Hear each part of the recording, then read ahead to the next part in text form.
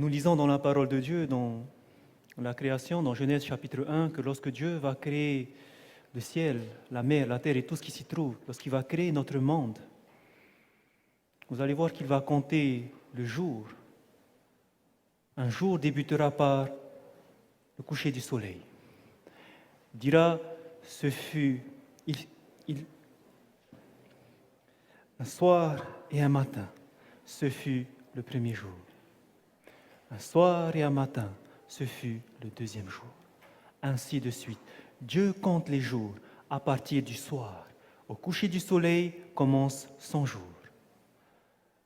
La journée dure. Au prochain coucher de soleil, le jour s'est écoulé et nous entrons dans le deuxième jour. Ainsi de suite. Hier, vous êtes arrivés, nous étions vendredi soir. Au coucher du soleil, à partir de vendredi soir, il commence ce jour du samedi qu'on appelle le jour du sabbat. À partir de ce jour, jusqu'au prochain coucher de soleil, c'est-à-dire samedi soir, donc dans quelques minutes, le jour du sabbat est terminé et nous passons au premier jour de la semaine que nous appelons dimanche. C'est comme ça que Dieu compte les jours. La Bible nous dit que le 7e jour, Dieu nous demande de nous souvenir du jour du sabbat pour le sanctifier. Ce jour est un jour que Dieu lui-même a béni et a sanctifié. Ce jour est un jour saint où nous ne faisons pas n'importe quoi, mais où nous prenons le temps d'arrêter ce que nous faisons, notre routine, notre travail, et on se met à adorer Dieu. Cela nous permet de nous dire, on peut faire beaucoup de choses la semaine, gagner de l'argent et tout ça. Et arrivé au sabbat, on se rend compte, le 7e jour, on se repose parce que Dieu avait fait en 6 jours la création, que le 7e jour, il s'est reposé et que moi aujourd'hui, je me repose pour me souvenir que Dieu est le Créateur et que c'est lui finalement qui tient mon souffle de vie et que finalement, je dépends entièrement de lui et que si la semaine, je gagne mon argent, c'est grâce à Dieu. J'arrête mon travail parce que je dépends entièrement de lui. Et c'est ce que nous faisons chaque vendredi soir, au prochain coucher de soleil, samedi soir. Dieu a dit c'est un jour saint. Chaque seconde qui va passer pendant ce jour a été sanctifiée. Ce sont des heures saintes que nous passons aujourd'hui. Et ce jour-là, nous pouvons passer du temps à étudier la parole de Dieu, nous fortifier pour la semaine à venir. C'est ce que nous avons fait tout au long de cette journée. Et en tout cas, nous allons terminer ce sabbat par cette dernière partie. Et pour moi, c'était une partie importante. Nous ne pouvons pas rentrer à la maison sans avoir compris cette dernière partie. Lorsque nous avons compris que la loi de Dieu demeure, que la loi de Dieu demeure jusqu'à aujourd'hui, et que finalement, nous devons l'observer. Cette loi qui a été changée, nous devons la garder, l'observer. Beaucoup de gens tombent dans un piège, malheureusement. Lorsqu'ils découvrent cette vérité que la loi de Dieu demeure toujours, c'est la loi de Moïse qui a été effacée. Aujourd'hui, on doit continuer à observer la loi de Dieu. Quand beaucoup apprennent cela, parfois, il y a une mauvaise réaction qui se passe dans leur cœur sans le savoir, parce qu'ils ne comprennent pas quel est le but de la loi de Dieu. On pense que je dois garder le sabbat, je ne dois pas faire ça, ni ça, parce que Dieu a dit, et si je ne fais pas ça, alors je sais que j'aurai la vie éternelle parce que j'ai gardé la loi de Dieu. Donc je vais m'efforcer à garder la loi de Dieu au plus près, de ne jamais me dévier, de garder la loi de Dieu. Et finalement, je suis en train, sans me rendre compte, de travailler pour mon propre salut. Et vous allez comprendre maintenant c'est quoi le but de la loi. À quoi ça sert la loi? Est-ce que la loi est là pour qu'on me dise voilà ce que tu dois faire, maintenant fais tout ton possible et débrouille-toi, il faut que tu gardes ces commandements. Est-ce que c'est ça la loi de Dieu? J'aimerais que vous compreniez ce que la parole de Dieu nous dit au sujet de cette loi. Quel est le but de la loi?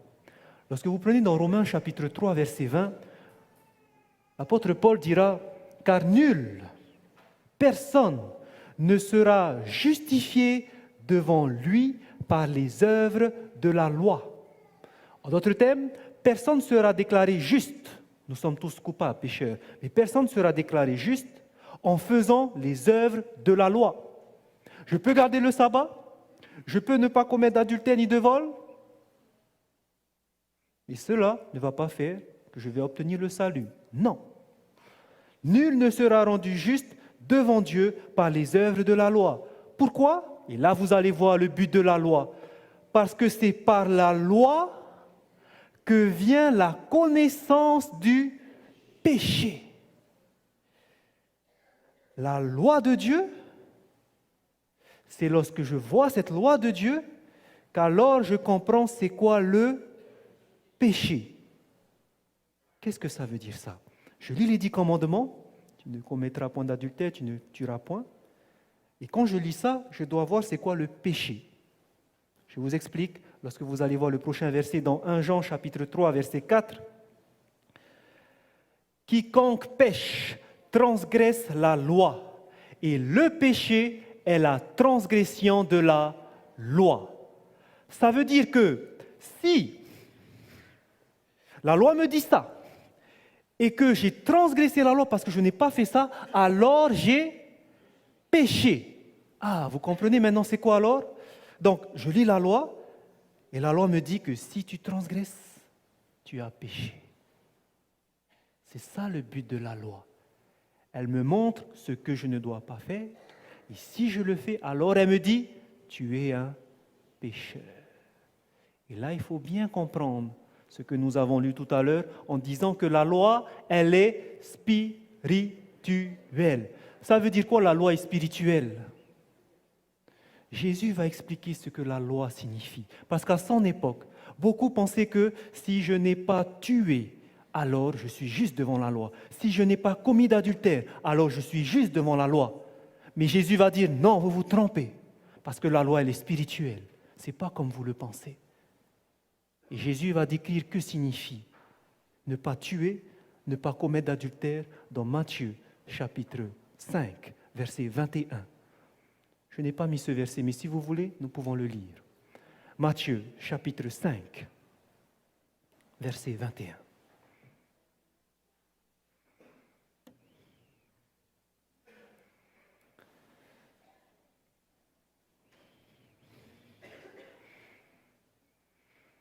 L'évangile de Matthieu au chapitre 5.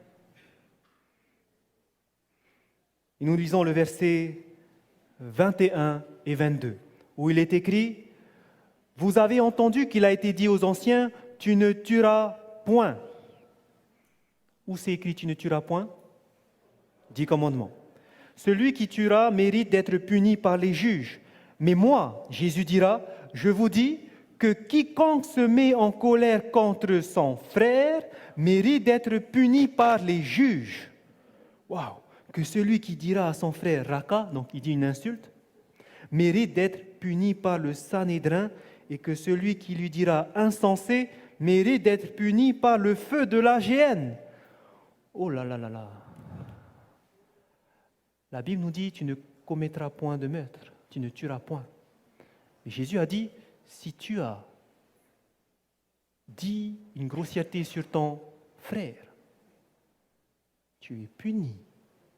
Si tu te mets en colère contre ton prochain, tu as transgressé cette loi. Est-ce que quelqu'un s'est jamais mis en colère contre quelqu'un? Tous, nous nous sommes mis en colère contre notre prochain. Qu'est-ce que ça signifie? Tous nous avons transgressé cette loi, nous avons péché. Amen. Tous nous avons péché. Et nous comprenons que si la loi dit tu ne tueras point, alors j'ai compris que comme j'ai fait ça, la loi est spirituelle, j'ai insulté mon frère, je me suis mis en colère, alors j'ai péché. La loi nous donne la connaissance du péché. Oui, j'ai fauté, c'est vrai. Concernant l'adultère, beaucoup disent, moi, je n'ai jamais couché avec la femme de mon prochain. Je n'ai jamais connu d'adultère. Et regardez ce que Jésus dira au verset 27. Vous avez appris qu'il a été dit, tu ne commettras point d'adultère. Mais moi, je vous dis que quiconque regarde une femme pour la convoiter a déjà commis un adultère avec elle dans son cœur. Wow. Cela est valable aussi pour les femmes. Si une femme regarde un homme et commence à la convoiter, c'est-à-dire à imaginer des pensées vicieuses, j'ai commis l'adultère. Si un homme a déjà regardé une femme et qui commence à avoir des pensées un petit peu bizarres, il a commis l'adultère. Et qui n'a jamais fait ça? Tous, nous avons eu ces pensées mauvaises. Tous, nous avons souillé nos esprits par ces pensées. Et la loi nous dit, tu as transgressé ce commandement.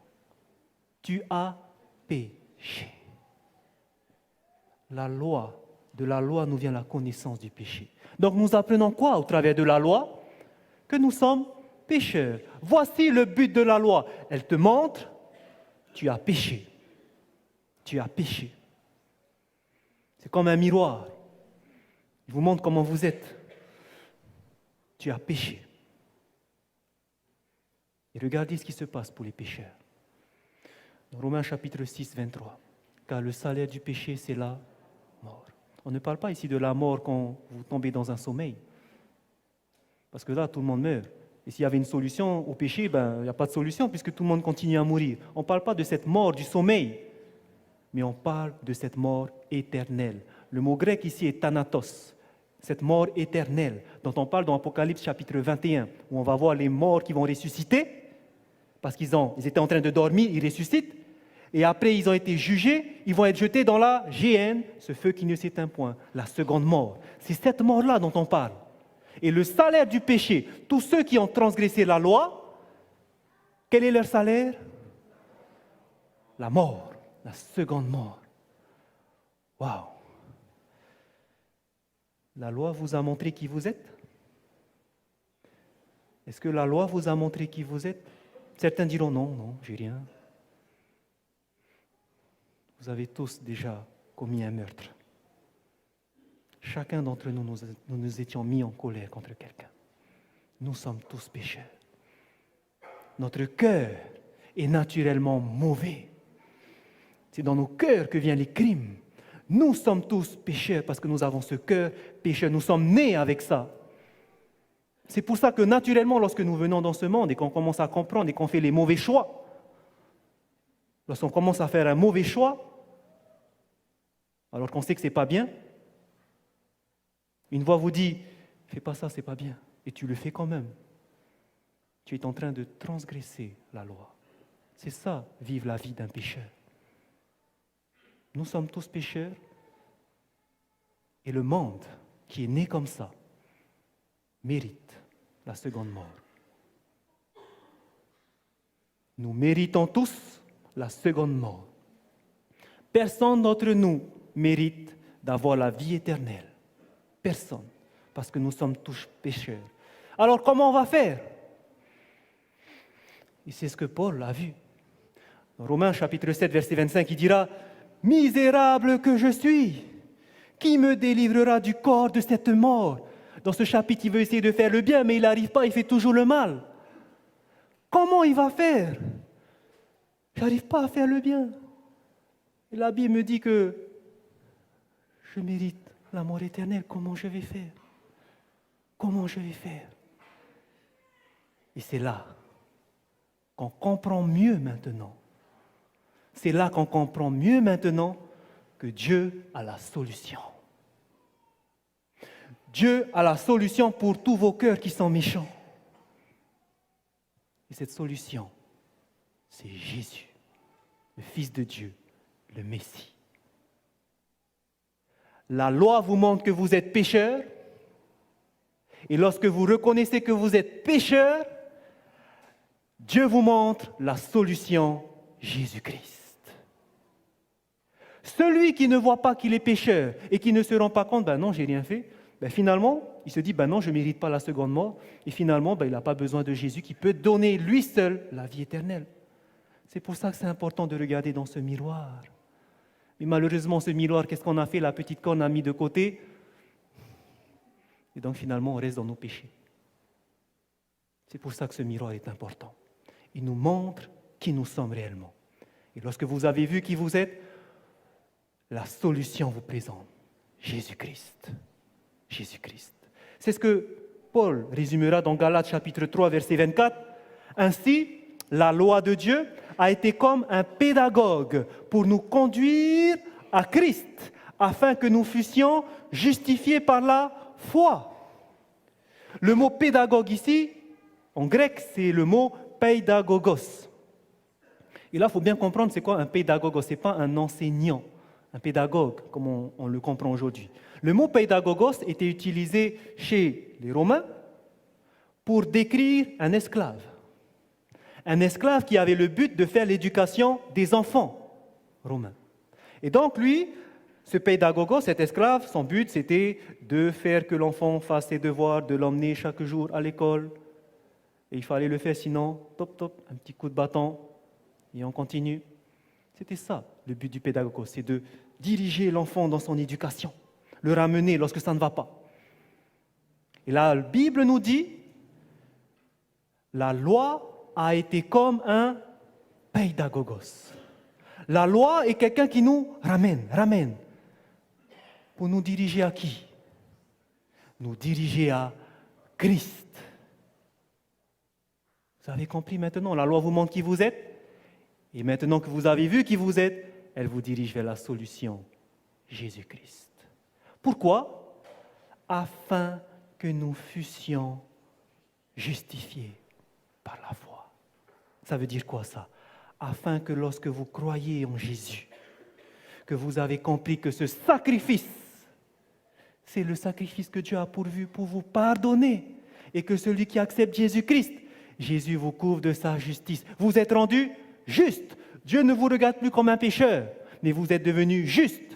Et cela, ce n'est pas par les œuvres qu'on le fait, c'est par la foi. Si je crois que Jésus m'a sauvé, alors je suis juste. Je crois. Et c'est Dieu qui vous donne cette foi pour croire. Et chacun, nous pouvons croire. Dieu nous dit, nous donne une mesure de foi à chacun. Donc, la loi nous amène vers Jésus-Christ pour que nous soyons rendus justes. Et regardez maintenant, une fois qu'on a vu Jésus et que par la foi, je vais accepter son sacrifice, que oui, ça va me rendre juste, je crois, qu'est-ce qui va se passer? La foi étant venue, maintenant que j'ai cru, je suis rendu juste, nous ne sommes plus sous ce pédagogue. Ça veut dire quoi ça? Nous ne sommes plus sous la loi. Que faisait la loi? La loi nous dirigeait, nous montrait, regarde ce que tu es, regarde ce que tu es. Il nous dirige vers Jésus. Et une fois qu'on est vers Jésus, que nous sommes rendus justes, est-ce que la loi peut toujours nous dire, regarde qui tu es, regarde qui tu es? Non, puisque maintenant tu es juste. C'est ça le rôle de la loi. Personne ne peut obéir à la loi. C'est impossible. Vous n'y arriverez pas. Mais la loi vous montre, tu as déjà péché. Tu as déjà péché, mon fils. Maintenant, va vers mon fils. Va vers Jésus que j'ai envoyé pour toi. Une fois que j'accepte Jésus-Christ, Jésus me justifie. Je l'ai accepté par la foi. J'ai cru en lui. Je ne l'ai pas vu, mais je crois. Et alors, parce que j'ai cru, il me donne la vie éternelle. Je suis juste. Et je ne suis plus sous la condamnation de la loi. La loi ne me condamne plus. Je n'aurai plus cette mort éternelle que la loi donne aux pécheurs. Non, parce que maintenant je suis juste. Et cela, ça a été fait grâce à lui. Ça a été fait grâce à Jésus-Christ. Pourquoi il a dû venir sur cette terre? La Bible nous dit qu'il s'est dépouillé, qu'il est venu, qu'il a marché sur cette terre. Pas à Tahiti, mais en Palestine. Il a marché là-bas. Pourquoi il est venu là-bas marcher sur cette terre? La Bible nous dit dans Hébreux chapitre 4, verset 15, que celui qui n'a point, que Jésus-Christ peut compatir à nos péchés, parce qu'il a été tenté en toutes choses, comme nous, Il a été rendu semblable à nous et il a été tenté comme nous, mais il n'a jamais péché. Celui-là qui n'a jamais péché. Jésus-Christ qui est venu marcher sur cette terre, regardez ce que la parole de Dieu nous dit à son sujet. Pourquoi il a vécu une vie sans péché? Celui qui n'a point connu le péché. Il l'a fait devenir péché pour qui? Pour moi, pour toi, pour vous. Il n'a pas connu le péché parce que c'est lui qui a été fait péché pour nous. Et lorsque l'agneau a été fait péché, moi, je ne suis plus pécheur. Qui est pécheur? L'agneau est pécheur. Qui mérite la mort? Le pécheur mérite la mort. Et pour avoir pardon, Hébreux 9, 22 nous dit, il faut une effusion du sang. C'est pour cela que l'agneau de Dieu est venu, sans tache, pour prendre nos péchés. Il a été fait péché pour nous, afin que nous devenions en lui justice de Dieu. Nous avons transféré nos péchés sur Jésus et maintenant je suis rendu juste. Je suis rendu juste. N'est-ce pas merveilleux ce que Jésus a fait pour nous? N'est-ce pas merveilleux ce que le Christ a fait pour nous? Donc voici un schéma pour résumer. L'évangile, c'est quoi? La bonne nouvelle, c'est quoi? C'est que nous avons compris qu'il y avait une loi qui demeure, une loi qui ne passera pas, Jésus a dit. Et cette loi, lorsque nous voyons cela, nous voyons, nous avons transgressé cette loi. La Bible nous dit que le transgresseur, le salaire du péché, c'est la mort. Qu'est-ce que je vais faire? La Bible me montre aussi cette solution, Jésus-Christ. Alors je cours vers Jésus-Christ et je comprends que lui a été fait péché pour moi. Et parce que je l'ai accepté, je suis rendu juste. Et maintenant, la loi qui me condamnait ne peut plus me condamner parce que maintenant je suis juste. Tel est le but de la loi, de nous conduire à Jésus-Christ. Le but de la loi, elle nous montre premièrement que nous sommes pécheurs. Deuxièmement, elle nous condamne. La loi nous condamne, nous qui sommes pécheurs. Et finalement, elle nous guide vers la seule solution, Jésus-Christ. Voici le but de la loi. Et maintenant, la question c'est, si la loi c'est ça son but, j'ai plus besoin alors de garder le sabbat. J'ai plus besoin de faire tout ça. N'est-ce pas vrai? Puisque la loi c'est ça son but. Non, frères et sœurs. Regardez ce qui va se passer maintenant. Regardez ce qui va se passer maintenant si nous avons compris que la loi, nous ne sommes plus sous ce pédagogue dans Hébreux chapitre 8. Hébreux chapitre 8, versets 8 et 10. Il est écrit « Car c'est avec l'expression d'un blâme que le Seigneur dit à Israël, « Voici, les jours viennent, dit le Seigneur, où je ferai avec la maison d'Israël et la maison de Juda une nouvelle alliance. » Et au verset 10, il va dire c'est quoi cette nouvelle alliance? « Et voici l'alliance que je ferai avec la maison d'Israël. Après ces jours-là, dit le Seigneur, je mettrai mes lois dans leur esprit. Je les écrirai dans leur cœur et je serai leur Dieu et ils seront mon peuple. » Cette loi que nous ne pouvons pas faire de nous-mêmes parce qu'elle nous condamne, qu'est-ce que fait Dieu? Il met cette loi dans notre esprit, dans notre cœur, pour que maintenant, cette loi que je n'arrivais pas à faire, je peux la faire, je vais la vivre parce que c'est l'Esprit de Dieu qui va m'aider à le faire. C'est ce que la Bible nous dit dans Philippiens chapitre 2, verset 13. Car c'est Dieu qui produit en vous le vouloir et le faire selon son bon plaisir. Ce Dieu qui fait en nous le vouloir et le faire, c'est Dieu, le Saint-Esprit. Alors que j'étais pécheur, que j'avais ce cœur méchant, que j'avais toujours ces mauvaises pensées qui me, finalement, condamnaient, lorsque j'ai rencontré Jésus-Christ, Jésus vous donne un nouveau cœur. Vos pensées, vos actions, tout ça va changer. Parce que maintenant, la Bible nous promet qu'il va vous donner le consolateur, le Saint-Esprit, pour que vous puissiez maintenant faire la volonté de Dieu. Qui va vous donner ce vouloir faire, cette intuition de faire la loi? Ce n'est pas de vous-même, mais c'est Dieu qui crée en vous le vouloir et le faire. Donc, frères et sœurs, la loi est là pour vous guider vers Jésus. Et maintenant que vous êtes en Jésus, Dieu veut que vous appliquiez cette loi. Et cela, ça ne sera pas de votre propre force. Vous allez le faire par la puissance du Saint-Esprit. Et c'est une promesse qu'il vous fait. C'est une promesse. C'est important à comprendre. Chacun de nous ne serons pas justifiés par toutes les bonnes œuvres que vous pourrez faire. Jamais cela va vous rendre juste. Vous pouvez faire tous les meilleurs sermons, toutes les meilleures actions de bonté. Tout ça, toutes les œuvres de la loi ne vous justifiera pas. Ça ne vous justifiera pas. Mais la seule chose qui pourra vous rendre juste, c'est le sang de Jésus. La loi vous montre que vous êtes pécheur, que vous méritez cette mort éternelle. La parole de Dieu vous dit, quelqu'un est venu vous prendre votre place. Ce Jésus a dû quitter son trône de gloire. Il a quitté son trône de gloire, là où il recevait l'adoration des anges, là où il recevait l'adoration des séraphins, là où tout le monde le louait, le glorifiait. Il a décidé de venir sur ce grain de poussière qui est la planète Terre. Il a prophétisé à quel moment il est venu.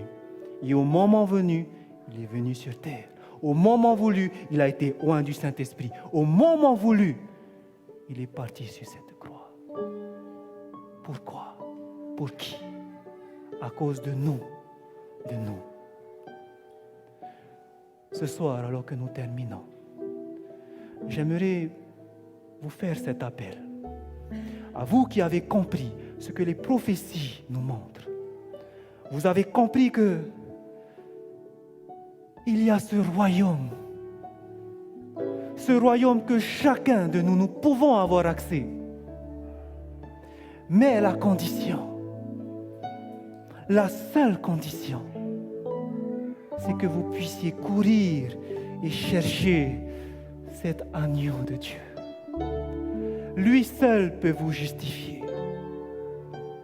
Si vous avez compris cela, frères et sœurs, et si maintenant vous voulez vous donner à lui, Seigneur, maintenant je veux vivre pour toi, j'aimerais vous inviter, si vous le voulez, si vous voulez témoigner maintenant devant Dieu et les anges qui vous voient maintenant, si vous voulez témoigner que maintenant vous voulez marcher avec lui, vous voulez prendre une nouvelle direction, vous voulez maintenant vivre par l'Esprit de Dieu, il vous donne cette occasion aujourd'hui de le démontrer publiquement. Vous pouvez vous le montrer publiquement. Vous pouvez vous lever pour le Seigneur. Pas pour montrer à celui qui est à côté que, t'as vu, moi j'ai accepté. Non. Pourquoi je vous demande de vous lever? Parce que c'est une décision que vous prenez d'abord vous-même. Et si vous croyez, la honte ne viendra pas, mais vous regardez à Jésus. J'ai compris, Seigneur. Et je vais te prouver que j'ai compris parce que je n'ai plus honte. Je vais me lever pour toi en te disant je t'accepte entièrement dans ma vie. Si parmi nous ce soir, il y a ces personnes qui veulent accepter Jésus-Christ comme étant leur guide, celui qui va diriger votre vie, si vous voulez maintenant être couvert de sa justice, je vous invite à vous lever. Ne regarde pas à gauche, ne regarde pas à droite. Et si tu te lèves, ne te lève pas parce que la personne à côté s'est levée pour dire non, je ne vais pas rester assis, il s'est levé. Non! Lève-toi parce que tu as compris tout ce que nous avons vu. Et lève-toi surtout parce que tu as compris ce sacrifice immense qui a été accompli à la croix. lorsque tu regardes ce que ce Jésus a fait, qu'il a accepté d'être rendu péché pour nous, comment peut-on rester assis? Alors que à Gethsémane,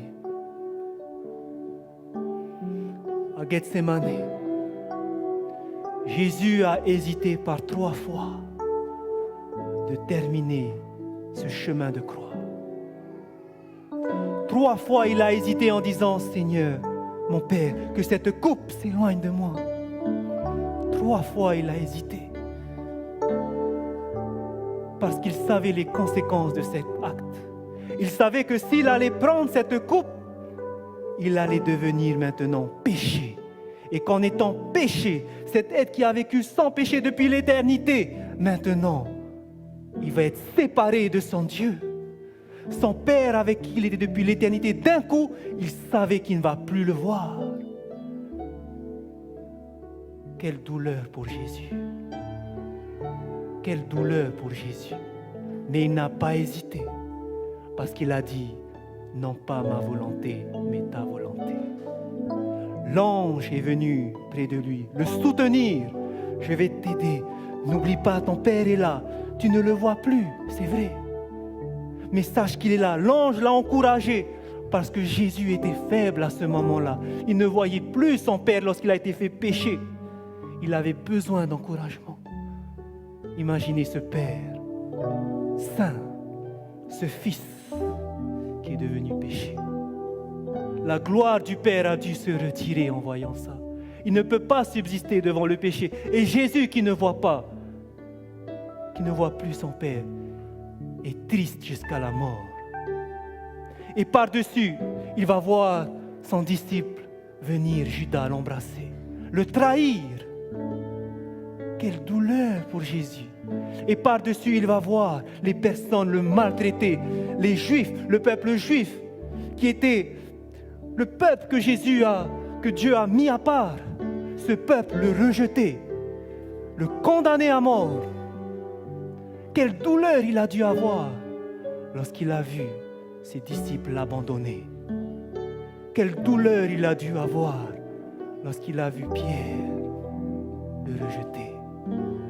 Mais il n'a pas lâché parce qu'il savait ce que son sacrifice allait faire. Il est parti jusqu'au bout parce qu'il pensait à chacun de vous.